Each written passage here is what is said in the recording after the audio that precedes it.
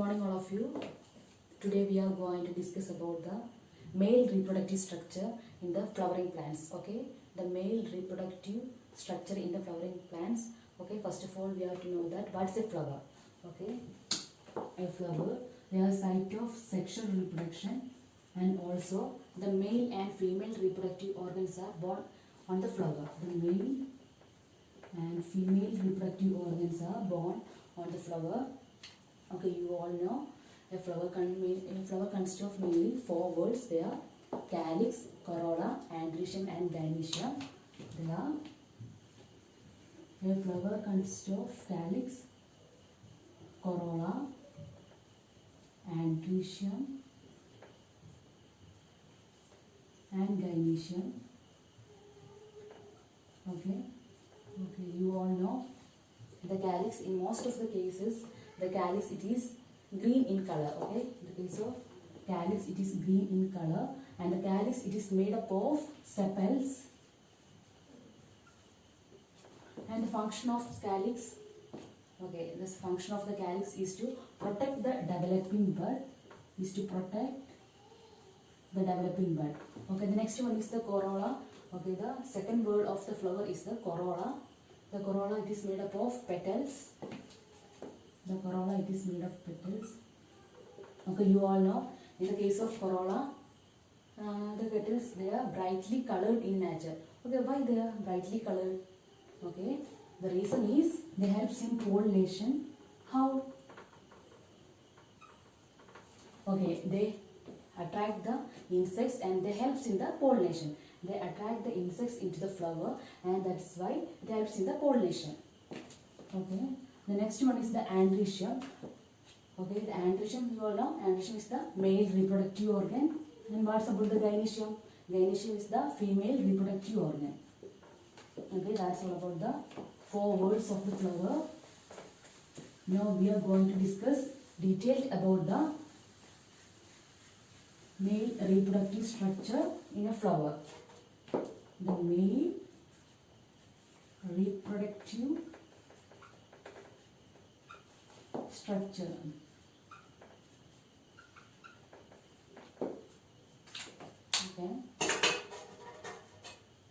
Okay, which is the male reproductive structure? Yeah, androecium is the male reproductive structure. Okay, an androecium consists of mainly two parts. They are a terminal bilobed structure called anther.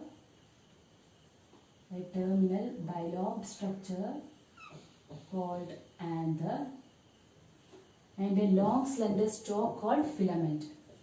This long slender stalk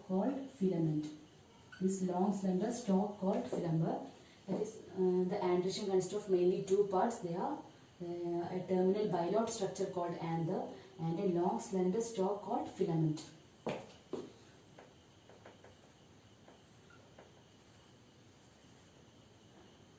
Okay, a typical angiosperm anther is bilobed in nature.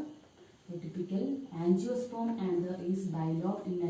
can see here it is bilobed in nature.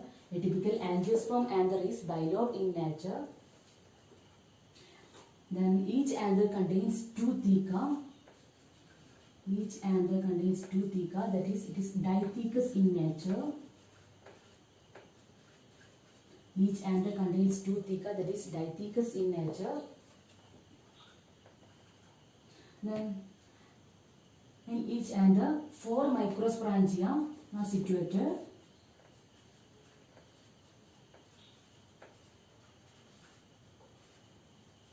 They are situated in the corners.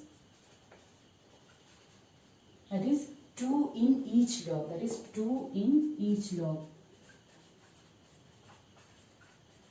Okay, that is the androecium. This consists of mainly two parts.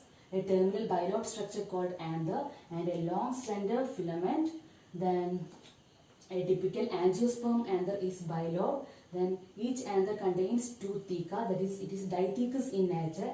And also in each anther there is four microsporangia are present, that is two in each lobe. Okay.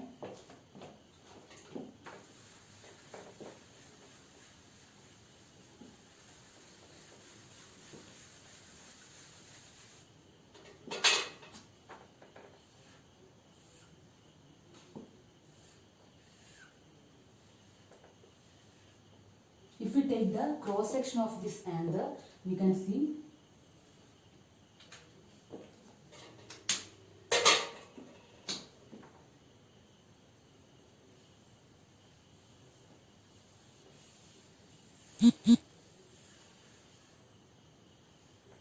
if we take the cross section of the anther, we can see 4 wall layers, that is, you can see 4 wall layers.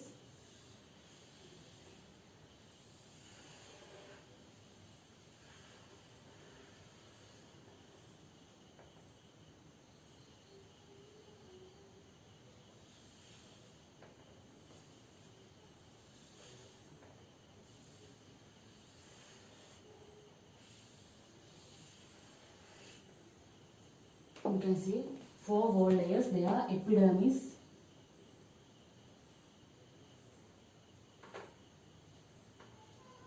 endothelium,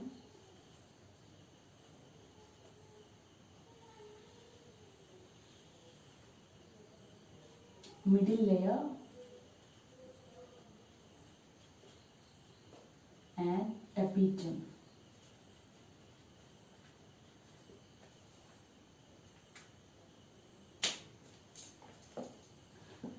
The 4 microsporangia, these are the microsporangia.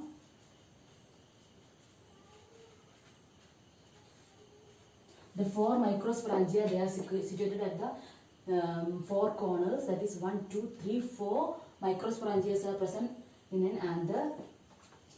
Each microsporangium is surrounded by 4 wall layers. They are the epidermis, endothelium, middle layer, and tapetum. Okay, there are 4 wall layers are present. That is epidermis, endothelium, middle layer, and tapetum. In this, the epidermis, endothelium, middle layer, these 3 wall layers, that is the outermost 3 wall layers, they are protective in function. That is, they help in the protection of this microsporangium, and also they also helps in the dehiscence of anther.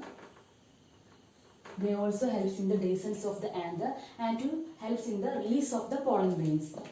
And release of the pollen grains. And the innermost wall layer is the tapetum. It is multinucleated with dense cytoplasm. Okay, then what will be its function? That is the tapetum. It helps in the nutrition. That is, it helps to nourish the developing pollen grains. Okay, in the case of microsporangium, each microsporangium is surrounded by 4 wall layers. They are epidermis, endothelium, middle layer, and tapetum. The outermost 3 wall layers, which are they? The epidermis, endothelium, and middle layer. These 3 wall layers, they helps in the protection of this microsporangium, and also helps in the dehiscence of the anther and to release the pollen grain. Okay. Then the innermost wall layer, it is called tapetum. The tapetum, it is multinucleated, and it also have dense cytoplasm. That is, it helps in the nourishment of the developing pollen grain. Okay. Then inner to the microsporangium, there is homogeneous cells are present. That is, the cells are similar in nature. Homogeneous cells are present, and these cells, which is called sporogenous tissue. It is called sporogenous tissue. Sporogenous tissue. This sporogenous tissue then become microspores. Okay. That's all about the male reproductive structure. In this first part, we studied about the detailed structure of the male reproductive organ and the structure of this microsporangium. Structure of microsporangium. Okay. In the next class, we will study about the microsporogenesis. What is microsporogenesis and the structure of the pollen grain and how the pollen grain release. Okay. Okay, that's all about the today's part. Okay, thank you.